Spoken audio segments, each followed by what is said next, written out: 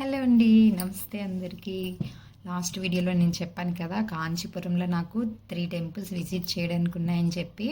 అందులో ఫస్ట్ది కంచి కామాక్షి టెంపుల్ అయిపోయింది. సెకండ్ది పృథ్వీలింగం అండి, పంచభూత లింగాల్లో ఇది ఒక లింగము. మెయిన్ మేము పంచభూత లింగాలను చూడడానికి ప్లాన్ వేసుకున్నాము. అందులో మేము చూసిన ఫస్ట్ లింగం ఇది. వీడియోలోకి వెళ్ళిపోదామా? హలో అండి, నమస్తే అందరికీ. కాంచీపురంలో మేము విజిట్ చేసిన సెకండ్ టెంపుల్ ఇది. పంచభూత లింగాల్లో ఒకటైన పృథ్వీలింగం అండి ఇది. ఇక్కడ శివయ్యని అకాంబేశ్వరుడని కూడా పిలుస్తారు. కంచి కామాక్షి టెంపుల్ నుంచి ఇక్కడికి 1.5 km అండి, చాలా దగ్గరగా వాకబుల్ డిస్టెన్స్ అని. ఇక్కడ లింగాన్ని పృథ్వీలింగం అంటారు.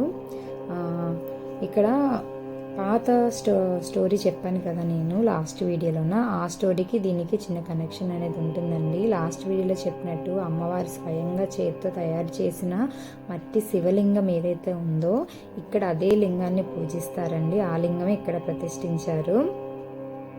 పార్వతీదేవిని భక్తి చూసి శివయ్య భక్తిని పరీక్షిద్దామని చెప్పేసి తన నెత్తి మీదున్న గంగాజలాన్ని కిందకి జార విడుస్తారండి. ఎక్కడ శివలింగం కొట్టుకుపోతుందో అని చెప్పి అమ్మవారు గట్టిగా శివలింగాన్ని పట్టుకొని ఉంటారు. అమ్మవారి తలుగు ఆభరణాలు తాలూకు అచ్చులు ఆ శివలింగంపై ఇప్పటికీ ఉంటాయండి, మనం చూడొచ్చు. ఇక్కడ ఇంకొక విశిష్టత ఏంటో తెలుసండి, ఇక్కడ ఆలయంలోని మామిడి చెట్టు అనేది ప్రధాన విశిష్టత అండి. ఏంటి ఆ చెట్టు అంటే, ఒకే మామిడి చెట్టుకి 4 రకాల పళ్ళు కాస్తాయండి. ఈ చెట్టులో మామిడి పళ్ళు ఎవరైతే తింటారో వాళ్ళకి సంతానం కలుగుతుందనేది నమ్మకము. మీకు చెప్పాను కదా లాస్ట్ వీడియోలో, శివయ్య తాలూకు వస్తువులు ఏవైతే చెట్ల రూపంలో మారాయి అనేది అదేనండి ఈ చెట్టు. ప్రస్తుతానికి ఈ చెట్టు అయితే కాండం వేళ్ళు మాత్రమే ఉన్నాయి, చెట్టుని కొట్టేశారండి. ఆ ప్లేస్లో వేరే మామిడి మొక్కను నాటారు. కానీ ఆ కాండము ఆ వేలు అనేది ఇప్పటికీ కనిపిస్తుంది మనకి. ఇదిగోండి ఇక్కడ చూపిస్తున్నట్టు షీల్డ్ వేసి దాన్ని కవర్ చేశారు చుట్టూని. కానీ స్టిల్ ఇప్పటికీ అది ఉంటుందండి. దీని వయసు వచ్చేసి 3500 సంవత్సరాలండి ఈ చెట్టు వయసు. ఈ గుడి యొక్క విస్తీర్ణం 5 ఎకరాలండి. ఈ టెంపుల్కి కూడా 4 సింహద్వారాలు ఉంటాయి. ఇక్కడ కోనేరు కూడా మనం చూడొచ్చు. ముఖ్యంగా ఇంకా గుడి లోపలికి చూస్తే మొత్తం అంతా రాతి కట్టడాలండి. మొత్తం అంతా రాతితోనే చెక్కి ఉంటారు. ఇంకా శివలింగాల విషయంకి వస్తే ఈ టెంపుల్లోన 108 శివలింగాలు ఉంటాయండి. చూస్తున్నారు కదా, పక్క పక్కనే ఉంటాయి వరుసగా లైన్లో.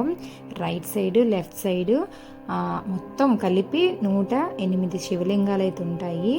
ఈ టెంపుల్లోని విష్ణుమూర్తి వామన రూపంలో పూజలు అందుకుంటారు. ఈ టెంపుల్కి ఇంకొక ప్రత్యేకమైన విశిష్టం ఉందండి. ఏంటంటే సూర్యకిరణాలు ఎప్పుడు కూడా గర్భగుడిలో సింహద్వారం వరకు మాత్రమే పడతాయంట, అసలు గర్భగుడికి రావంట. ప్రతిరోజు కూడా సూర్యకిరణాలు సింహద్వారం వరకు వచ్చి ఆగిపోతాయంట. సంవత్సరానికి ఒక్కసారి మాత్రమే రథసప్తమి రోజున సూర్యకిరణాలు నేరుగా శివయ్యను తాకుతాయంట. ఇది ఈ గుడి యొక్క విశిష్టత అండి. మిగతా ఇంకొక టెంపుల్ ఉంది, అది నెక్స్ట్ వీడియోలో చెప్తాను. Bye bye.